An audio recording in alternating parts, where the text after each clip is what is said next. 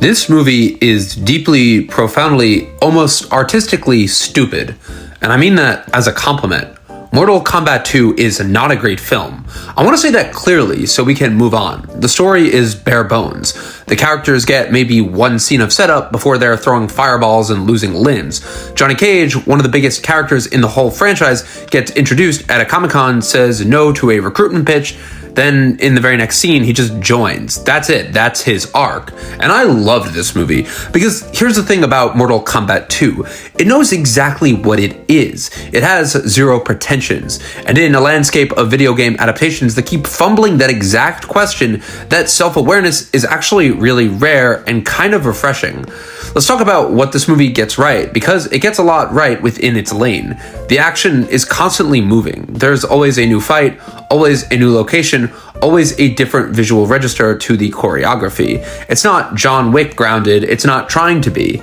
It's big, it's loud, it's campy, and the fight scenes are styled differently enough from each other that you never feel like you're watching the same sequence twice. There's one shot where a guy with a bladed hat, these blue light flares start appearing on the screen. This scene is so unapologetically stylized that it almost crosses into fine art for a second. It reminded me of The Creator, that 2023 Gareth Edwards movie. There's a beautiful frame, buried inside a movie where someone gets their spine ripped out 2 scenes later. The sound design is great, the music works, and while a lot of it is CG backgrounds with generic compositions, there are enough practical feeling moments and strong effects plates that it earns its spectacle.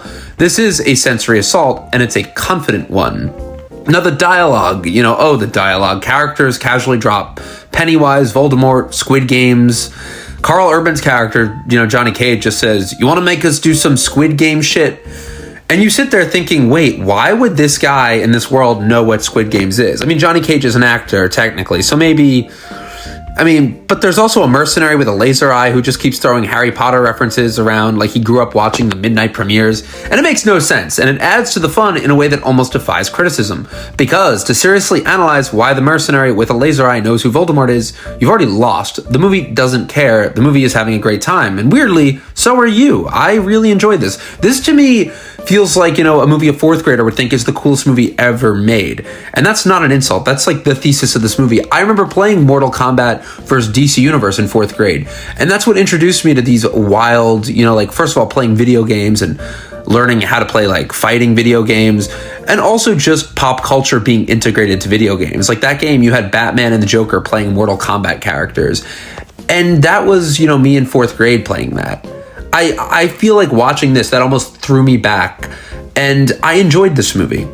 So here's where I want to zoom out, because I think, this movie is actually a useful lens for the whole genre. Video game adaptations fail in a few specific ways. Let's run through them. Five Nights at Freddy's 2. This is a horror franchise, right? Horror. The source material is people trapped in a location being stalked by animatronic monsters. That's it, and that is terrifying, the concept of it. But the movies can't commit to that because it's a franchise with merchandise. And, Blumhouse and Universal, who make those movies, want to make something that a lot of people are going to watch. So they're funny. Instead it plays out like something like a dark action comedy with, it's not scary. It's not even really horror at that point. It wastes the concept to protect the IP. It's a bad trade, but it makes money. Assassin's Creed, that, the general critical consensus of that movie when it came out was it keeps pulling you out of the historical action, which was fun, and, that's what people liked, to return to this present day corporate thriller nobody cares about. Assassin's Creed couldn't figure out what movie it wanted to be. Justin Kurzel's film, hedged, and the hedging killed it, trying to be serious and grounded in a mythology that requires complete buy-in. And look at the Sonic franchise, which is very successful. And look, Sonic figured something out. It built a charming world around the character. It leaned into the energy of the games and just let it be fun. Jim Carrey carries that, no pun intended. And also just the work of James Marsden, the voice actors. It's thin, but it's correctly thin. It doesn't pretend to be more than it is. The same thing with the Mario films, which are making tons of money. Similar energy, similar ceiling, fun, whimsical, totally disposable, very short, and I'm fine with that. They could be better. The Mario films, I think, or at least this new Mario movie, the Sonic movies were better. I appreciate the Sonic films for being funny and for being, winking to the adults. Well, these Mario movies are safe. But here's the point. The pattern is clear. The best video game adaptations understand their genre lane and stay in it. Mortal Kombat is an action franchise built on spectacle, fatalities, and character with lore that exists to justify why they're punching each other. The movie does exactly that. It's not trying to be The Last of Us, and it shouldn't be. Speaking of, I like The Last of Us, but that show has to earn everything through weight and consequences and silence. It's a restriction the source material demands. Mortal Kombat has the opposite demand, and this movie honors it completely. One thing I want to push back on too with this, people call movies like this turn your brain off movies, and I don't think that's right or fair. Turning your brain off implies, passivity. This movie is literally like a roller coaster movie. Sorry, Martin Scorsese, but you're engaged the whole time. You're reacting, you're tracking movement and violence and momentum. You're not thinking deeply, but you're not checked out either.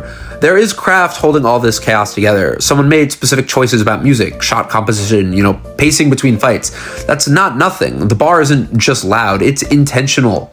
I don't think Mortal Kombat 2 is a great movie. It's not going to stick with you. You're not going to think about it the next morning, so deeply. It's not like, an event film really where you're like, oh my God, did you guys see Kiana, and her fighting Shao Kahn, or however you say his name? It's just a fun, consistently fun movie, in a way that a lot of bigger, more expensive movies with a lot more to say aren't. It doesn't pad itself out. It doesn't get self-serious. It doesn't confuse depth for runtime. Someone said it's R-rated Looney Tunes, and it leans in all the way. And that is actually harder to pull off than it looks. It's not great, but it is fun. It's totally unashamed of itself, and I think, good for this movie. I will say it's also a great IMAX movie. I think I had the benefit of going to see this at a 10 p.m. IMAX screening on a Thursday. And just seeing this, the aspect ratio is constantly switching mid-scene. It's not as bad as Transformers The Last Night, which had crazy aspect ratio changes. There's a scene actually in this where two characters are about to fight, and the aspect ratio zooms out as we're going to the fight scene. I loved it, but then it cuts and there's kind of this abrupt stop in the fight. It almost feels intentional, but the movie doesn't fully honor the aspect ratio. I don't know. It uses it in a fun way, but this is just a campy 80s movie, and I appreciate that. This is a guilty pleasure film. I don't think I'm gonna choose to really rewatch the whole film, but it was light fun, and that's a very rare thing to get. Just pure fun, no slow moments, just it's a video game adaptation that knows it is. So yeah, go see it if you just want a good time at the movies. Nothing special. Thanks guys so much for watching. See you in the next review.